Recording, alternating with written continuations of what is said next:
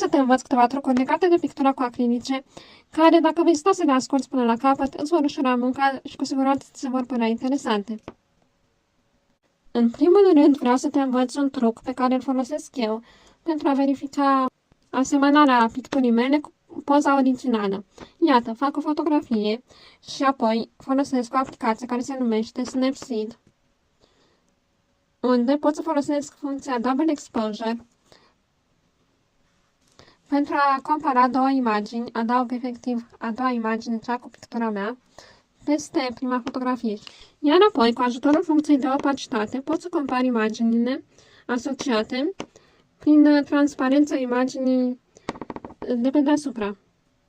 Și iată, acesta este efectul. Aici pot să văd greșelile. Iar acum mă voi uita cu mare atenție la detalii. Am observat în comparație că avea gâtul puțin mai prelung, originalul, și am încercat să corectez acest aspect. Mai folosesc la pictura cu acrilice și culoarea cu arelabile, care sunt foarte ușor de folosit, deoarece și acesta se amestecă la apă și fiind mai ascuțite creioanele, pot să le dau detalii fine. Iar apoi folosesc un marker cu vări foarte subțire, care este acrilic și el, cu vopsea albă, pentru a corecta orice detaliu al hainei de ofițer și mă uit cu atenție la toate detaliile.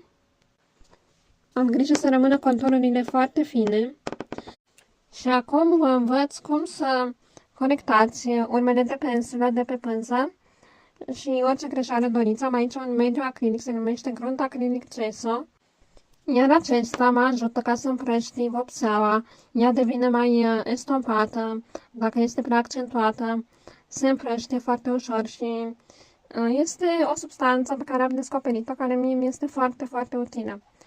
Putem să acoperim orice greșeală cu ea și să pictăm pe deasupra. Și iată rezultatul final. Mă bucur că și clienta a fost încântată de rezultat și sper că ți-a plăcut și ție și că ți-au plăcut sfaturile mele. Dacă ți-a plăcut, hai și tu cu un like, un comentariu, follow și o distribuire la acest videoclip.